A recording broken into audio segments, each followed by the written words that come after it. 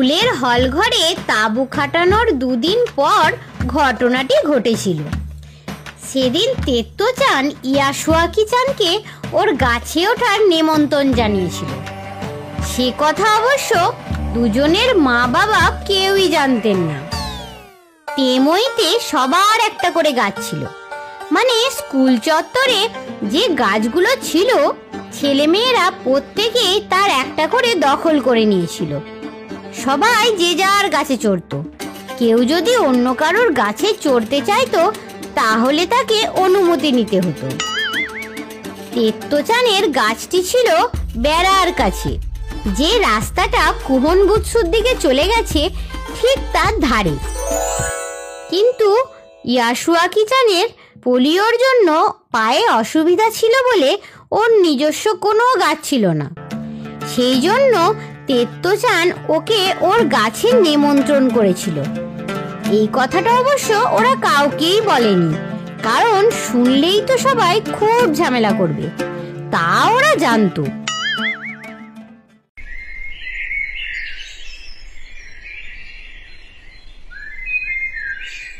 এত রোদে তুমি কোথায় যাবে? আমি ডেনেনচোপুতে ইয়াসুয়াকি-চানের বাড়ি যাচ্ছি। মিছে কথা বলছিল বলে ও মায়ের মুখের দিকে তাকাতে পারছিল না, তাই ও জুতোর ফিতের দিকে তাকিয়েছিল।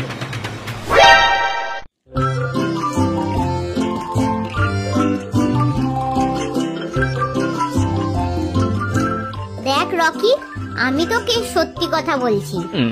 আমি স্কুলে যাচ্ছি ইয়াসুয়াকি-চানকে আমার গাছে চড়ার নিমন্ত্রণ করেছি বলে।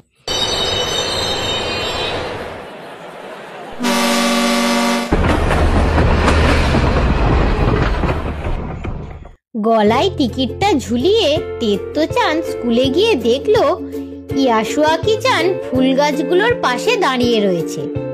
এমনিতে কেউ কোথাও নেই, গ্রীষ্মের ছুটি চলছিল তো তাই। তেত্তোচানকে দেখা মাত্র ইয়াসুয়াকি-চান তাড়াহুড়ো করে পা টেনে টেনে হাত দুটোকে সামনে বাড়িয়ে দিয়ে এগিয়ে এলো।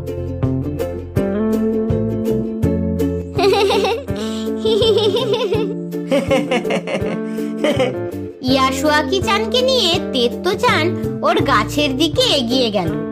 তারপর ছুট দিল দারোয়ানের ঘর থেকে একটা মই নিয়ে আসার জন্য।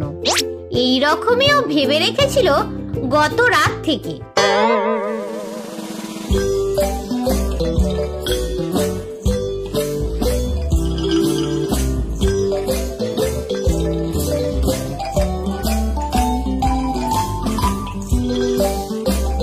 এবারে চলে এসো, তুমি ওঠার চেষ্টা করো। কিন্তু ইয়াসুয়াকি-চানের হাত পায়ে এতই কমজোর ছিল যে মইয়ের প্রথম ধাপটাও বিনা সাহায্যে ওঠা ওর পক্ষে সম্ভব ছিল না। তেত্তোচান পেছন ফিরে নেমে এলো। এসে ইয়াসুয়াকি-চানকে নিচ থেকে ঠেলে তুলে দেওয়ার চেষ্টা করতে লাগলো। কিন্তু বেচারা তো নিজেই ছোটখাটো রোগা একটা মানুষ, ও কি অত শত পারে? মইটাকেই সোজা করে রাখা যাচ্ছিল না, ইয়াসুয়াকি-চানকে তো দূরের কথা। ইয়াসুয়াকি-চান মইয়ের প্রথম ধাপ থেকে পা নামিয়ে চুপ করে মাথা নিচু করে দাঁড়িয়ে রইল। এই প্রথম তেত্তোচান বুঝতে পারলো যে কাজটা যতটা সহজ মনে করেছিল ততটা সহজ হবে না। কি করি এখন? ওকে আমি আমার গাছে চড়াবো, এটাই তো আমার ইচ্ছা। ও তাই আশা করে। দাঁড়াও, একটা জিনিস করা যাক।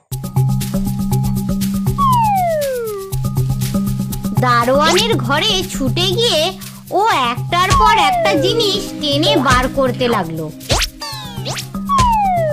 শেষ পর্যন্ত একটা বাড়ির সিঁড়ির মতো মই পেয়ে গেল।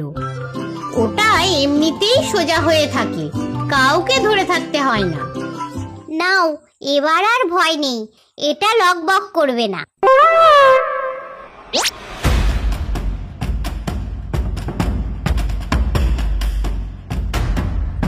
ইয়াসুয়াকি-চান মন শক্ত করে সিঁড়ির প্রথম ধাপে পা রাখল। দুজনেই খুব ঘামছিল। তেত্তোচান নিচ থেকে ওর একটা একটা করে পা এক ধাপ করে ওপরের সিঁড়িতে তুলে দিচ্ছিল আর নিজের মাথা দিয়ে ইয়াসুয়াকি চানের পেছনটা ঠেলে দিচ্ছিল। সিঁড়ির মাথায় পৌঁছাতে যে কতক্ষণ লেগেছিল তা ওরা দুজনের একজনও বলতে পারবে না। অবশেষে ইয়াসুয়াকি চান মইয়ের মাথায় পৌঁছালো। হুররে! তেত্তো-চান লাফিয়ে দুভাগ হওয়া ডালে চড়ে বসলো। এবার ইয়াসুয়াকি চানকে মই থেকে ডালে নিয়ে আসবে কেমন করে? সিঁড়ির মইটা আঁকড়ে ধরে ইয়াসুয়াকি চান তেত্তো-চানের দিকে তাকিয়ে রইল। তেত্তো-চানের খুব কান্না পাচ্ছিল। ও যে ভেবেছিল ইয়াসুয়াকি চানকে ওর ডালে নিয়ে এসে কত কি দেখাবে, কিন্তু কাঁদলো না ও। কাঁদলে যদি ইয়াসুয়াকি চানও কেঁদে ফেলে। দাও, তোমার হাতটা দাও। পোলিওতে ইয়াসুয়াকি চানের আঙুলগুলোও সব দলা পাকিয়ে গিয়েছিল, তবুও তেত্তো-চানের চেয়ে হাতটা বড় ছিল, আঙুলগুলোও লম্বা ছিল অনেকটা। তুমি শুয়ে পড়ো, আর আমি দেখি তোমাকে টেনে তুলতে পারি কিনা। ভাগ হওয়া ডালে তেত্তো-চান দাঁড়িয়ে মইয়ের মাথায় পেটের ওপর ভর দিয়ে শোয়া ইয়াসুয়াকি চানকে প্রাণপণ টেনে চলেছে। এই ভয়ানক বিপজ্জনক দৃশ্যটি যদি বড়রা কেউ দেখতেন তাহলে নিশ্চিত তারা চিৎকার করে উঠতেন। কিন্তু ইয়াসুয়াকি চান তো সমস্ত আস্থা রেখেছিল তেত্তো-চানের ওপর, আর তার জন্য তেত্তো-চান জীবনের ঝুঁকি নিয়েছিল। ওর ছোট্ট হাতের মুঠোয় ইয়াসুয়াকি চানের হাত, সমস্ত শক্তি দিয়ে তাকে টেনে তোলার চেষ্টা করছে। এক এক সময় এক এক টুকরো মেঘ এসে ওদের প্রখর সূর্যের তাপের হাত থেকে রক্ষা করে যাচ্ছে। অবশেষে দুজনেই গাছের ডালের ওপর মুখোমুখি দাঁড়াতে পারলো। স্বাগতম। আসতে পারি ভেতরে? গাছে উঠার ব্যাপারটা তাহলে এই রকম?